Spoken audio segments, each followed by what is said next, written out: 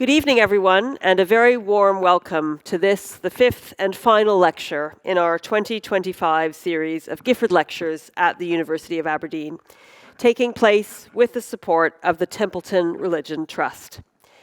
My name is Beth Lord, and I am the head of School of Divinity, History, Philosophy and Art History. I'm also a professor of philosophy here at the university.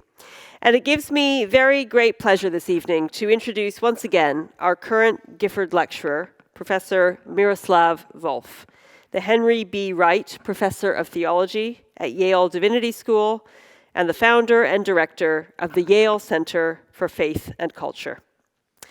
Those of you who have attended any of the previous lectures will know how insightful and engaging a speaker Professor Volf is. I would like to welcome him now to give his final Gifford lecture entitled Humility and Glory of Love, St. Paul and Scheler on Love and Striving for Superiority. Thank you.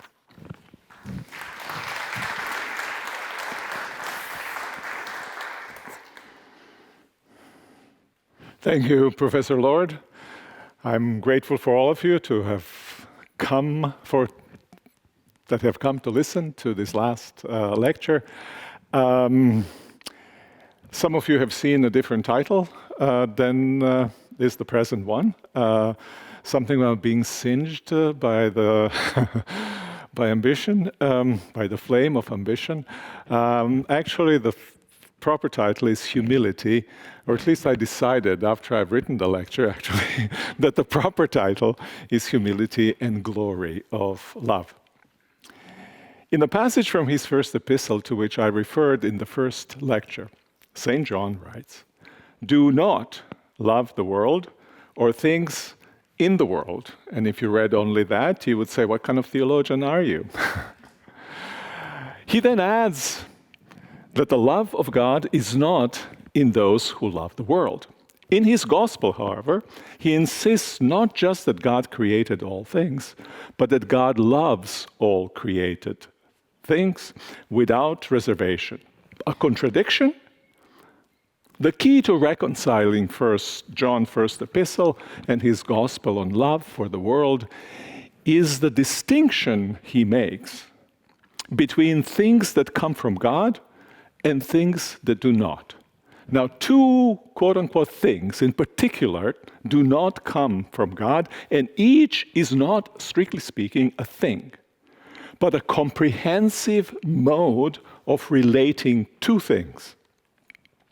These two qualify, therefore, the entire lived world. They give the world a specific form that should not be loved.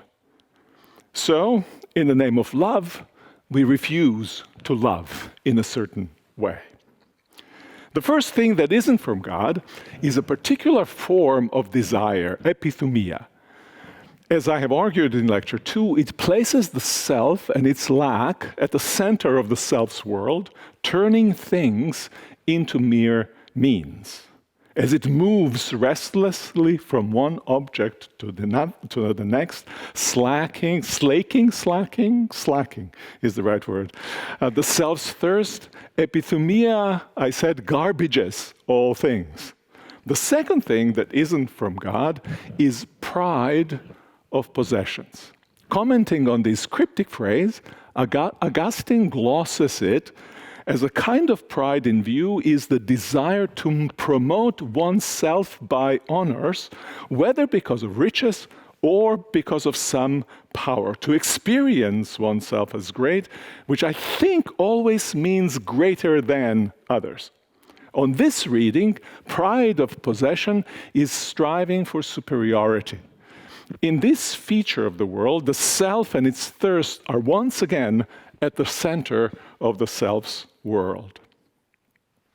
In the last lecture, I contrasted Ivan's epithumic love and Zosima's unconditional agapic love, and then noted that Zosima's love is an echo of God's unconditional love for all creatures.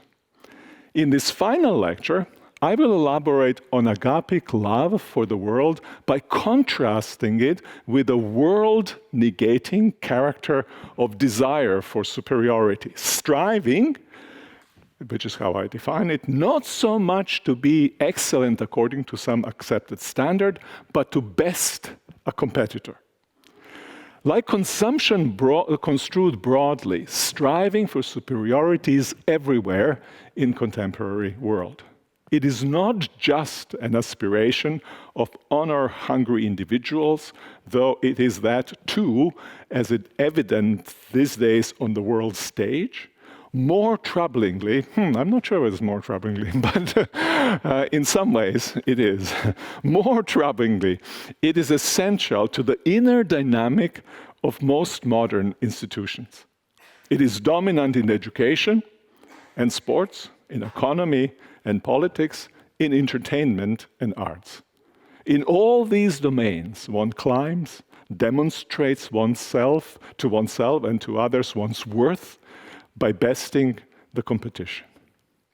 Today, we tend to associate striving for superiority with material and cultural progress, with improved performance in all domains of life. We have forgotten its darker side, which thinkers like Adam Smith and especially Jean-Jacques Rousseau highlighted, and as I have learned this very evening, as Spinoza did as apparently as well.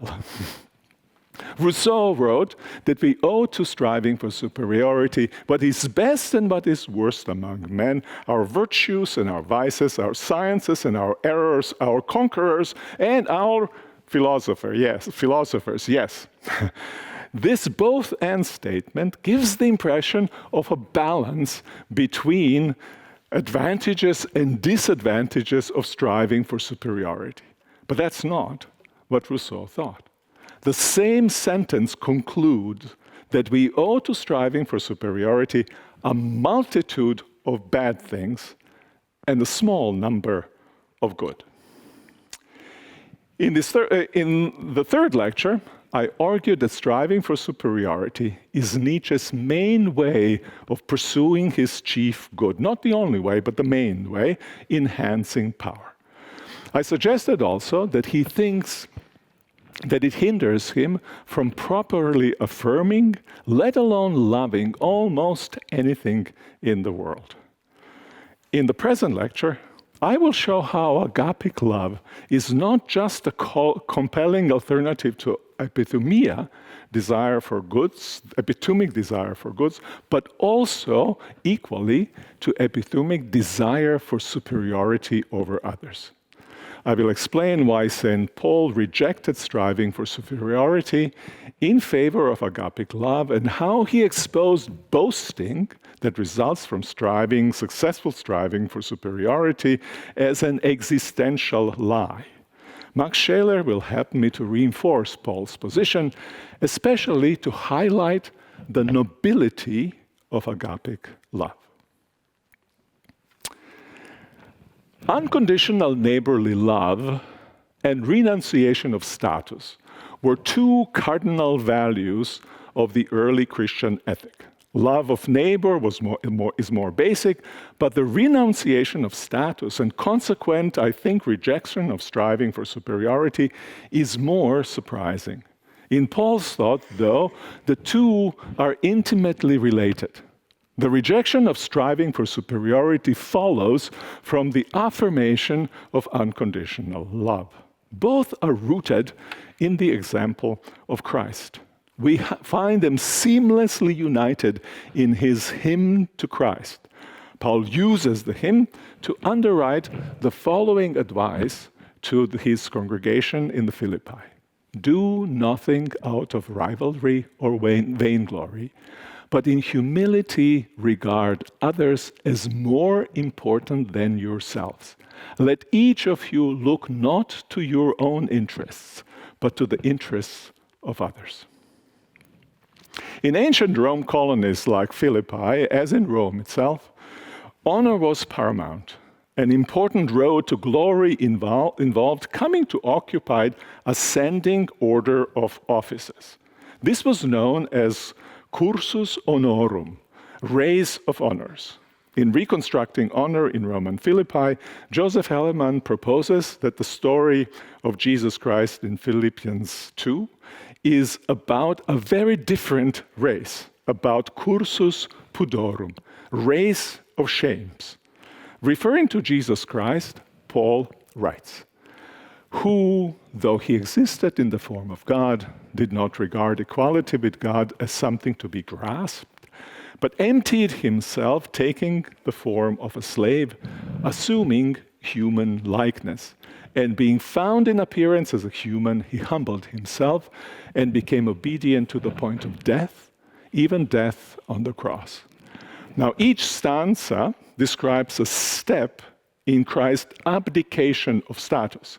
Hellerman explains, Jesus descends in cursus pudorum from equality with God, status level 1, through taking on of humanity and status of a slave, status level 2, to public humiliation of death on the cross, status level 3. Now, I'm going to make some comments about Philippians, about kenosis, and I feel like I might be bringing some lousy coals to Newcastle. There are people here who have written on this subject very eloquent books, and some of them I dipped in, but not properly read. So my apologies to Paul and Bruce and other folks here. Jesus Christ starts at the very top of the honor scale. He existed in the form of God and was in fact equal to God. Now, kings and rulers of the period sought to usurp equality with God in order to achieve the highest superiority and exercise uncontested rule. In the hymn to Christ, the contrast to such usurpation of equality is not that Jesus did not aspire to equality with God. He had no need for this because he was God. In contrast, the contrast is rather that he sought neither to hold to his equality graspingly, nor to exploit it for his own benefit. Instead, he gave up the outward appearance of divinity that would manifest his superiority to humanity and legitimize his rule. As God, he became human. As human, he took the form of slave. As slave, he was obedient to the point of death, and the death unto which he willingly went was the most shameful execution of all.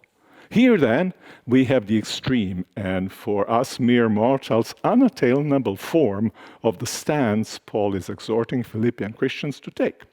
Jesus Christ, the one with unmatched status, acted as if even the least important human and most wicked person were superior to him. He looked not out for their interest rather than his own. Now, there's a sharp break in the middle of the hymn. Christ's journey downward ended with the death on the cross. From then on, obviously, he is no longer the agent of his own story. God the Father is. Therefore, God exalted him highly. One common way to understand the link, to understand the therefore, between the two parts of the poem is to think of the exaltation as the reward for Christ's self-abasement. The way to get to the highest honor is to run the race of shame instead of, as one would expect, a race of honors. On this reading, God confers honor on those who do dishonorable service. Nietzsche's Luke 18:14 improved would then be vindicated. He who humbles himself wants to be exalted. Now, the quotation in Jesus is, will be exalted, right? So Nietzsche translated that in humility as a mode of self-elevation. It seems, however, more plausible that with the exaltation of the crucified Christ, his entire journey from not graspingly holding on to equality with God to dying on the cross was declared as exalted. Jesus Christ was no less God and no less glorious at his lowest point than he had been either before the journey started or after he was most highly exalted. His exaltation, which is about his public acknowledgement, is a declaration of the glory of God, God's radically other-regarding love. His entire journey then reveals what it means to be the Most High.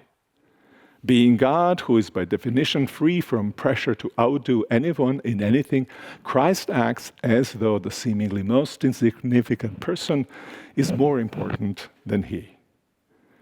In their own and limited way, human beings are empowered to regard one another as though the other were more important than they themselves, and to look for the interest of others and not primarily their own. This is neither self-denial nor denial of the world. This is love for the world at work.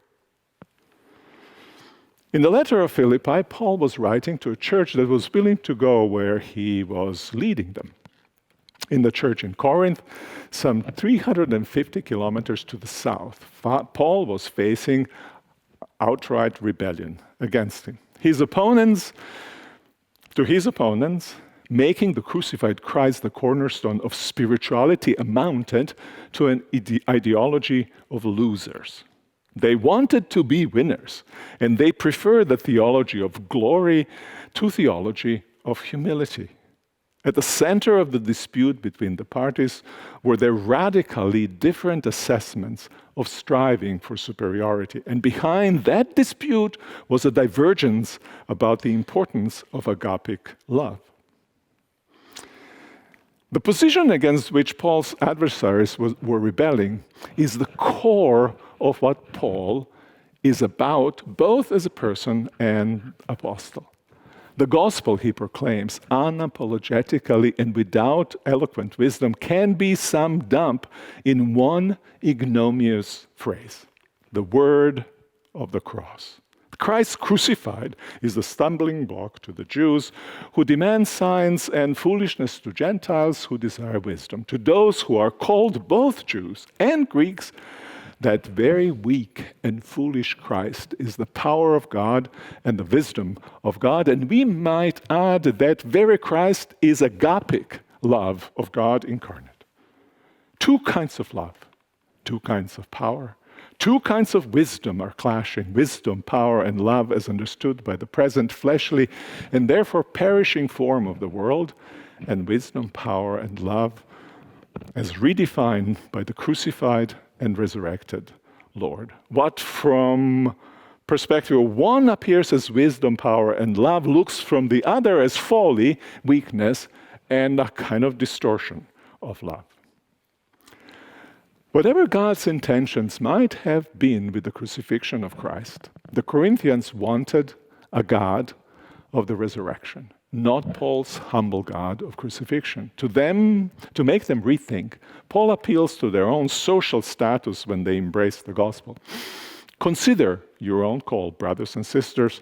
Not many of you were wise by human standards. Not many were powerful. Not many were of noble birth. For Paul, God's liberation of those who are pushed aside or exploited as inferior, in fact, whom others treat as inferior and who often internalize such treatment and see themselves as inferior, God's treatment of them is paradigmatic of how the humble and glorious agapic love works. As the songs of three prominent women, Miriam, Hannah, and Mary, attest, the God of the Bible is on the side of those whom others discard and mistreat as inferior, as nobodies.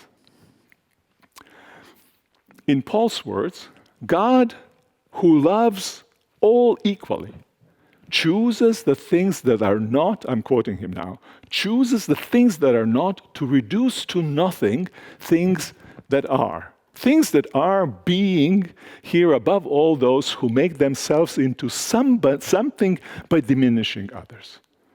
God's love is unconditional, agapic, moved by the need or by any kind of predicament of the beloved.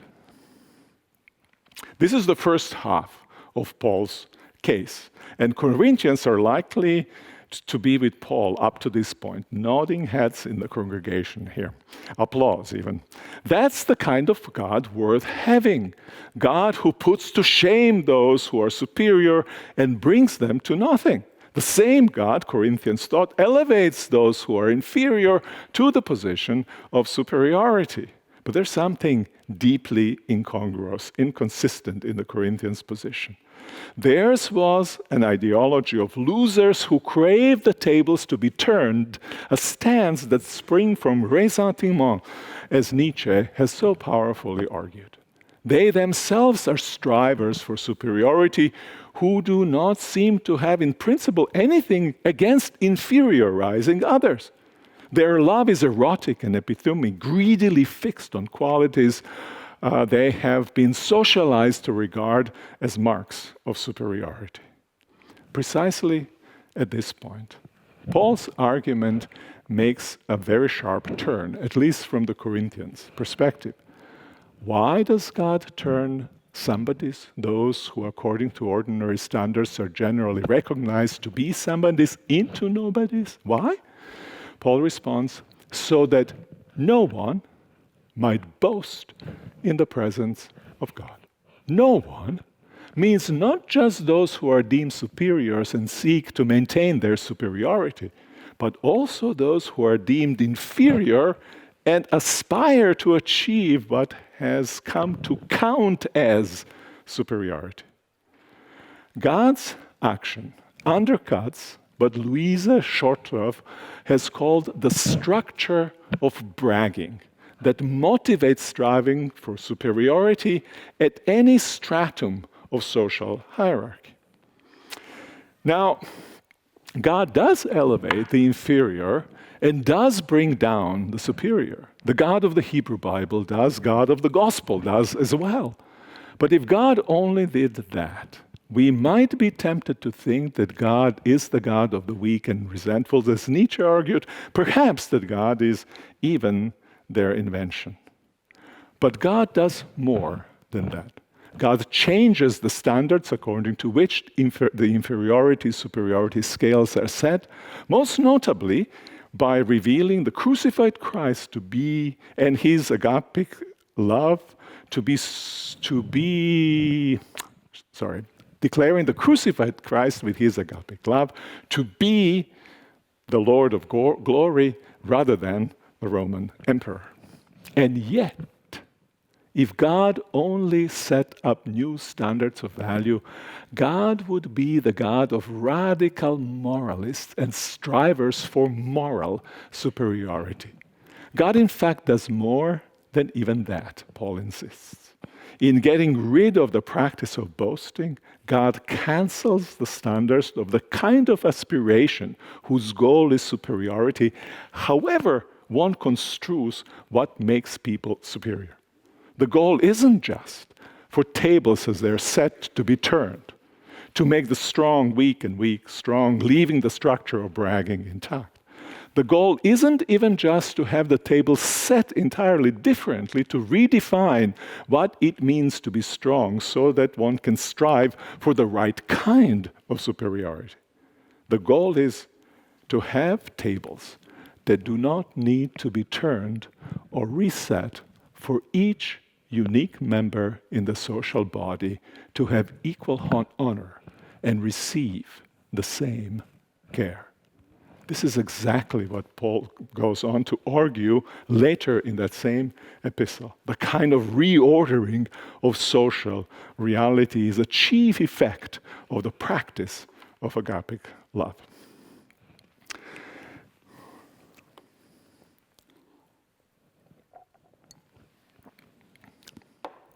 Now, so far, I've explored Paul's argument against striving for superiority that leans on the character of love as evident in the story of God's saving, people mending the world. In 1 Corinthians 4, he delegitimizes boasting by building on character of love evident in the story of God's creating the world. His argument is terse, but powerful. It takes form of 3 rhetorical questions. Who makes you different, meaning better, from another. What do you have that you did not receive? And then, if you received it, why do you boast, as if it were not a gift? Corinthians' boasting implies that each would answer the first question, what makes you something special, in roughly the way a striver for superiority would.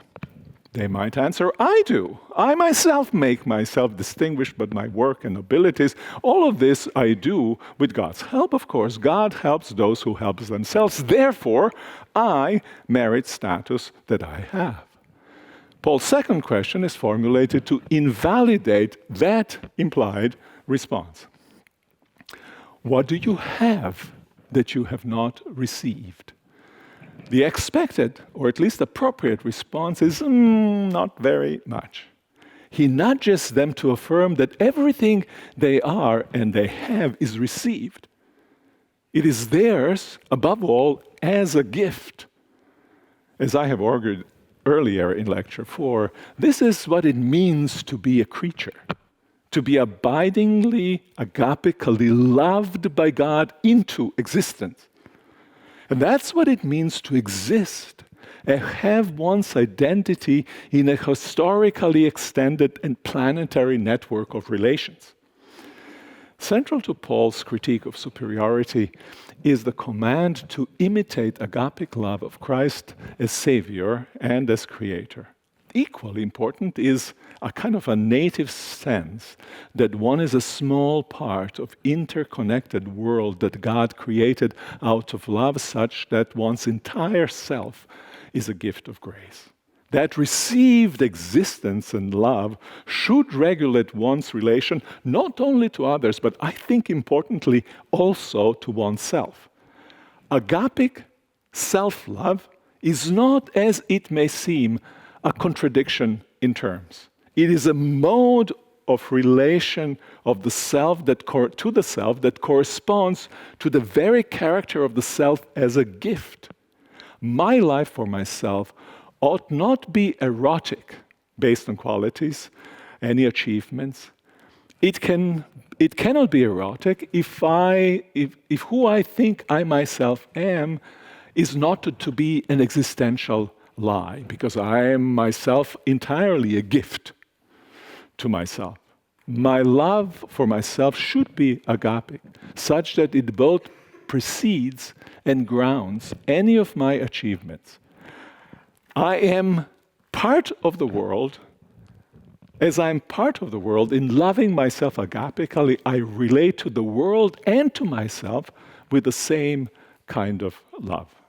Kierkegaard puts this idea precisely, and as in many cases, he does it unforgettably. You shall love yourself in the same way as you love your neighbor when you love him as yourself. Paul draws then the consequence for striving for superiority and boasting in the final rhetorical question.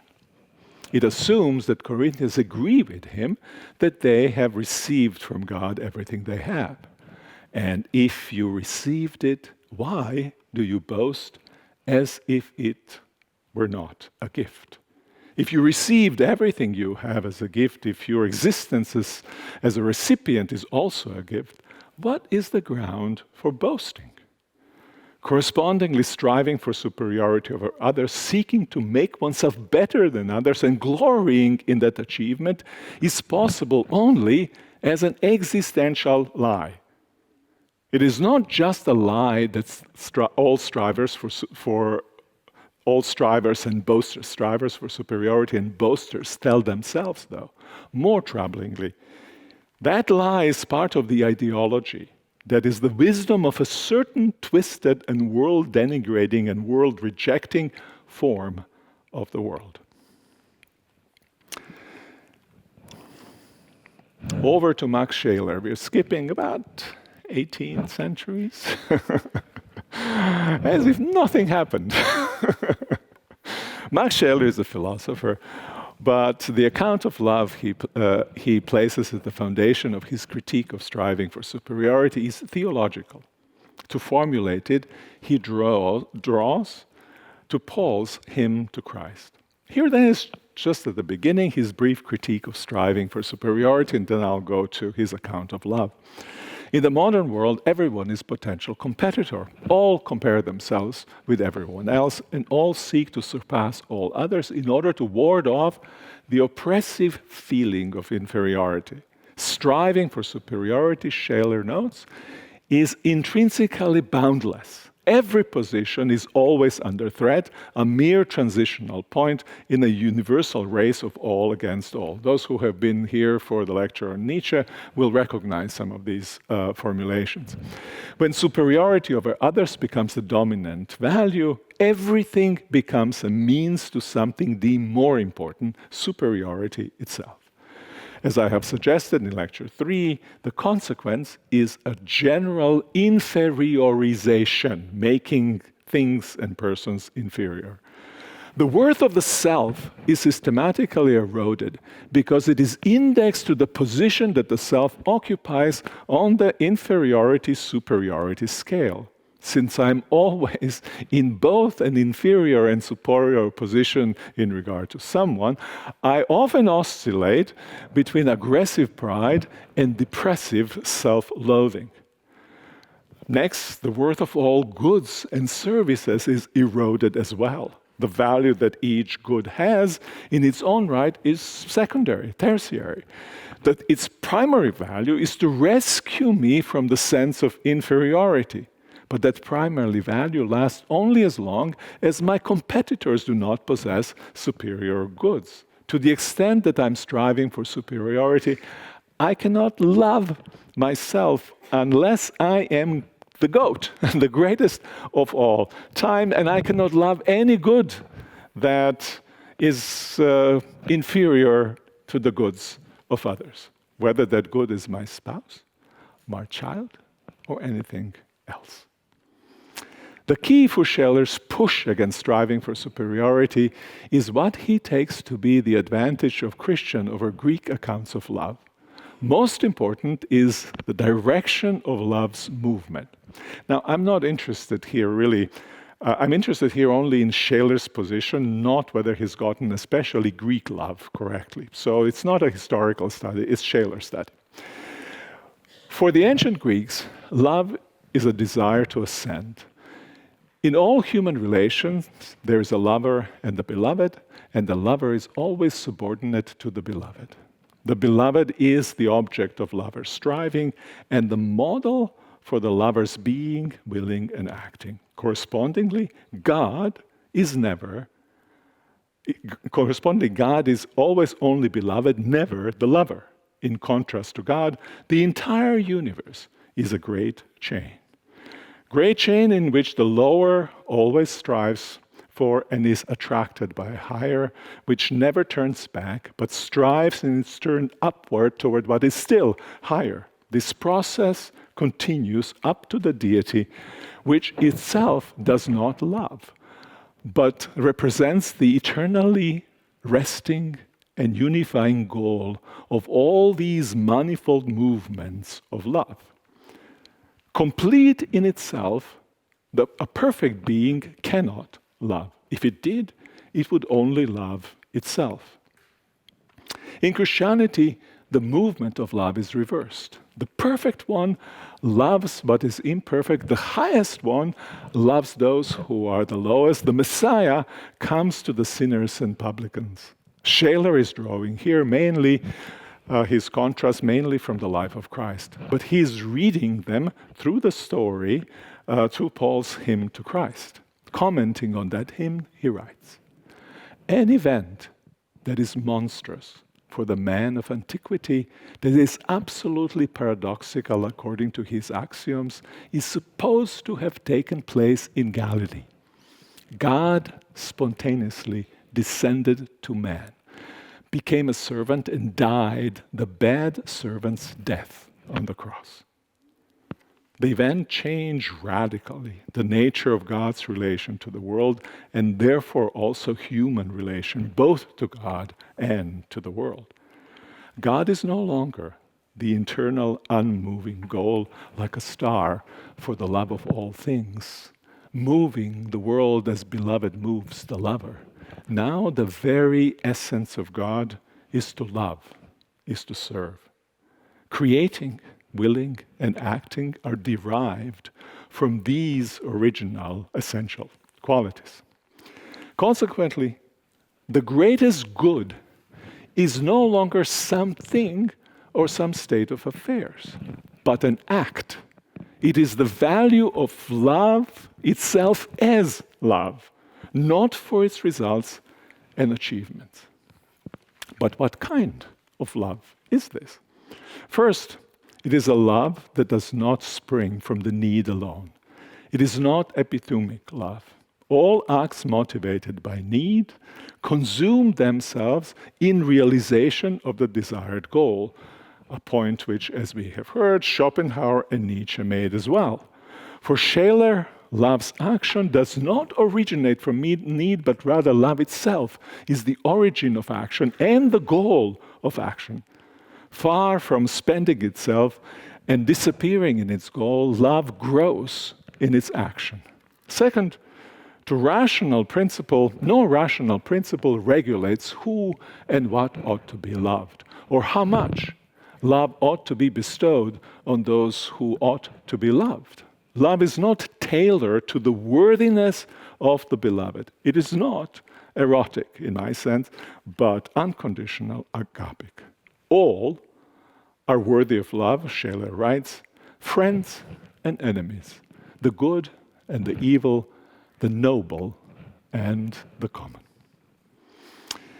The cornerstone of Scheler's argument is the claim that to love, to serve, to bend down is God's own essence. But one can serve in many different ways and for many different reasons. One can be also forced to serve, as many are even today as well. When one serves freely out of love, Scheler notes two ways in which one can do so. Love that serves can be motivated by self-loathing, surprisingly, by hatred of one's own weakness and misery. Goaded by the sense of inferiority, lovers then help the downtrodden, for instance, in order to acquire a reputation for generosity and strength, to show themselves as superior both to those standing by idly and the downtrodden themselves. In my terminology, such service is epithumic. In contrast to the false lovers' search for superiority, genuine lovers are not after their own glory. Instead, they seek to affirm the positive value of those they love, however weak and lowly they might be. That's because genuine love is not predicated on lack, but on abundance. It is a spontaneous overflow. It is not motivated by the need of lovers, not even by the need to free themselves of the burden of their goods, as we saw was the case with Zarathustra. Love presupposes that one is rich enough, that one feels that one is rich enough to freely share one's being and possessions. Though genuine lovers aim to do good, usefulness is not their main concern.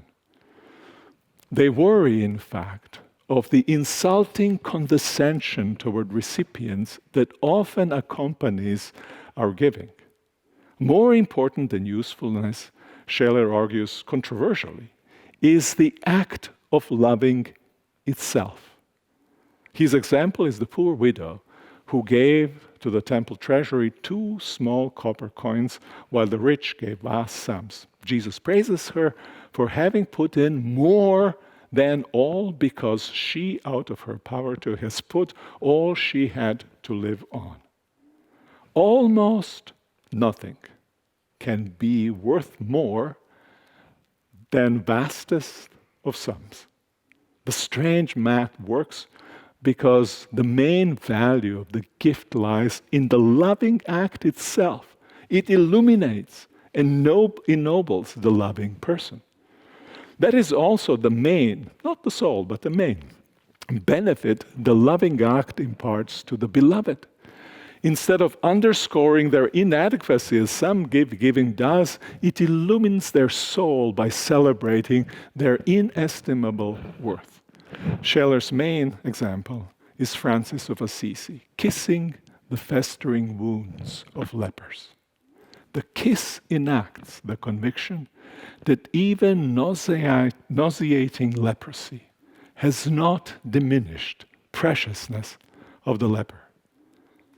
The act of love, unsullied either by the plague of inferiority or by the craving for superiority, affirms the dignity of even the most fragile, downtrodden, seemingly unlovable creature, whether human or non-human. Agapic love for the world. It illuminates and celebrates the world. I've come to my conclusion for the lectures as a whole. These lectures have been about the effect of the faith in the God of Jesus Christ on the lack of, or the lack thereof, on our relationship to the world. Over the course of these lectures hovered the enormous figure of Augustine, his history-shaping account of our relation to God and to the world. Though we should appreciate the world as we would a beautiful engagement ring, we should love truly only the heavenly bridegroom. Augustine's critics mostly agree that turning the world largely into a means for union with God is bad for the world. Some even insist that it ramified 15 centuries later into a deep ecological crisis of today. I'm kind of skeptical of this, but let's let it stand for a moment. In the course of these lectures, I have pushed against Augustine's account of the relations between human God and the world. I have argued that the world is not a space from which to flee into eternity, but a domicile to perceive as a gift and to enjoy and love precisely because we love the giver. I have also argued that epithumic love is not the great world-affirming good that we moderns in particular have made it to be. Augustine himself points to a personal, agent-involving aspects of epithumia's badness. The ineradicable restlessness of our hearts can find no rest in the world. Nothing like blessedness is possible within the frame of the world alone. He's right about that. I hope that I have shown that also that unleashing our unendingly escalating desires upon the world is bad for the world as well, much worse in fact than reducing it to a springboard to God. As Hannah Arendt has suggested, it triggers a repudiation of the earth more intense than did the faith in the Father in heaven. As a springboard to God, the world is still God's creation, a beautiful engagement ring to be appreciated, just not loved in its own right, as if it were not a sacrament of the relationship with the lover. Even the kind of relationship to the world Augustine does recommend can push against reification of the world, against letting the void of our wants swallow it and the flame of our desire scorch it. Shortly before writing this lecture, I came across Sunil Amrit, colleague at Yale, book, The Burning Earth, a global ecological history of the past 500 years. He writes at the beginning, the transformation of the world began with desire, even as most human lives scrabbled for subsistence. The desire of powerful rulers for symbol of rank and distinction, for pearls and pepper, for gold and silver and sugar, as well as desire for maximum profit in the shortest time. The body of the book connects astonishing human achievement with ravaged earth and millions of maimed and destroyed human lives in the course of 5 centuries. In the epilogue, titled Road to Repair, Amrit calls for a stern love of the kind that my dyslexia had totally kicked on. What's the first name of Gandhi? There we go. I can recognize it. I just can't pronounce it right now. That one exemplified, and Martin Luther King practiced in seeking to build the beloved community. Derided by many political realists as too soft, King nevertheless insisted that love is exactly what the civil rights struggle demands. In my own ways, I have argued that the damaged earth too, and all that is in it, groans under our rapaciousness, and it demands that we love it. It ought to be loved into its own dynamic and always incomplete wholeness, not mainly because its revenge is fierce, which is true too, but because its value is inestimable. A more apt image for the world than Augustine's beautiful ring is the image of home. The world as the home of God and humans together. As I noted in Lecture 4, that vision was originally articulated between the lines in the first book of the Hebrew Bible. The world God created bears the subtle but unmistakable marks of a temple. We generally think of a temple as demarcated holy space within a secular environment. In Genesis, the whole creation is the temple. The two last chapters of the last book of the Christian Bible sketch an intensified version of this image. The entirety of the world has become holy. In fact, it has become holy of holies in virtue of God's presence in it. But what about the world between the primordial beginning and post-historical ending? Between Genesis and Revelation 21 and 22. Two gospel stories, one told after another, but with partly concurrent action, illustrate well the way to think about our relation to the world for which I was arguing in these lectures. I'm referring to the story of Christ's transfiguration and the story of a boy possessed by an evil spirit. In what was for centuries considered to be the most famous painting in the West, Raphael portrayed these two stories on a single vertical canvas. Split in the middle, the mountaintop scene of transfiguration above, the scene of demon possession below.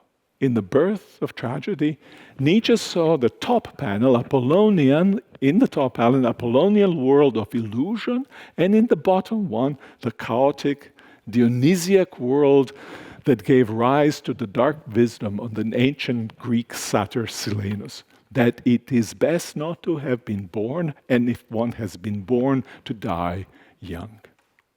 In Raphael's painting, there indeed is something dreamy about the top of the mountain world. Transfigured Jesus, robed in extraterrestrial white, with eyes turned upward, is flanked on each side by Moses and Elijah, and the wind from below is making all three levitate against the bright cloud of divine presence.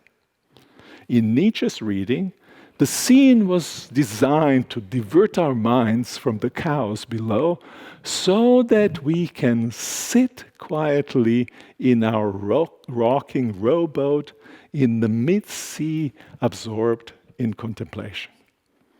Now, the Apostle Peter, witnessing Christ's transfiguration, experiences the situation in a kind of simplified Nietzschean lines. He wants the dream to last, and not quite knowing what he was saying, proposes to make dwellings on the mountaintop. The way Raphael paints the scene, however, pushes against the instinct like Peter's and Nietzsche's. You can't see it in the painting, but if you look at the painting, I'm told, because I actually haven't looked at it in this fashion at all. So trust my colleague, John Hare, who I'm not sure from whom he got this idea, but I trust him. So As we are looking at the painting, it is as though we are level with each panel. We are at the same time in transcendent glory and in earthly chaos and despair. Raphael painted two persons from the troubled crowd below, pointing toward the mountaintop, the source, as Goethe put it, of effective power and succor. In the gospel story, however, it is not just that these two scenes are interacting with one another, the problem below and the solution above, which is true, but not just that. Suffering and bewilderment are in one way also inside the scene of glory. Moses, a nation builder and lawgiver, is also the great, though reluctant, liberator. His image evokes the long years of Israel's oppression and slavery as well. Elijah is both despairing and triumphant prophet who stood against royal overreach and castigated the false cult of fertility. Most importantly, there is the heavenly voice addressing Peter, James, and John, declaring, "This is my son, the beloved. Listen to him." Strong and contradictory emotions are associated with beloved sons in the Hebrew Bible: tenderness, terror, suffering, hope. Isaac was the beloved son who almost got crucified. Sacrificed. I'm going to the son who is going to be crucified, sacrificed. Joseph, too, was beloved and considered himself lucky to have been sold into slavery rather than robbed of life. Each of them, in his own way, faced death and was then resurrected. So the voice is not just announcing Jesus' oneness with God, that this is the Son. Equally significantly, it implies that the path to salvation is not power and glory, but suffering, agapic love. In the scene just preceding Transfiguration, Jesus was teaching about just such path of suffering love, and above all about salvation through his own suffering, and also suffering of his disciples in mending the world. The divine voice underscores that teaching. Listen to him. The horrors are not just below. They are also in what Nietzsche calls illusion. They are what the mountaintop experience is fundamentally about. The God of unconditional love, who grieved over possible destruction of the world in Genesis 6, is the God who gets crucified to save the world from its captivity to sin. It was the chaos below, not the illusion above, that interested Nietzsche the most. It symbolized for him the nature of the world, essentially chaotic, impervious to any fundamental reform along moral lines. In his view, life that's worth living will involve the embrace of chaos and the will to power within it. For Schopenhauer, the scene below would not so much symbolize chaos as the utter incapacity to avoid suffering. A world we do best to hate and will its nothingness. Schopenhauer and Nietzsche are mistaken in their respective accounts of the world and our relation to it. At least they are mistaken from the perspective of the faith in the God of Jesus Christ. Still, there is something very dark about the world in which God gets crucified, in which God is killed for loving the world. At the bottom half of Raphael's painting, we see underscored that it would be a mistake to minimize chaos and to think that we can manage it with mere moral suasion and social reform. It's echoes of Dostoevsky. The boy possessed by a demon is only one of many instances of demon possession in Mark. Demon possession is, of course, not a medical diagnosis, but a description of an experienced phenomenon. The boy was utterly in the power of murderously destructive alien force. His father was in despair, unable to help him. Jesus' disciples too were impotent, facing an illness that had afflicted the boy since early childhood. Within the good creation, a chaotic power has broken loose and made life nearly impossible. The father who brings the boy to the disciples and the disciples who try but fail to heal him love him in their way agapically, impotently. Their actions say, I want you to be and I want you to be well. I will not break faith with you. Even if it is Jesus who heals the boy, the father and the disciples are part of the community of care. Talk of demonic possession is ancient.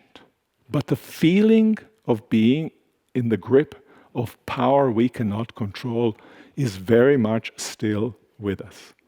All our sophisticated technologies designed to help notwithstanding, indeed, partly because of these same technologies, it is so.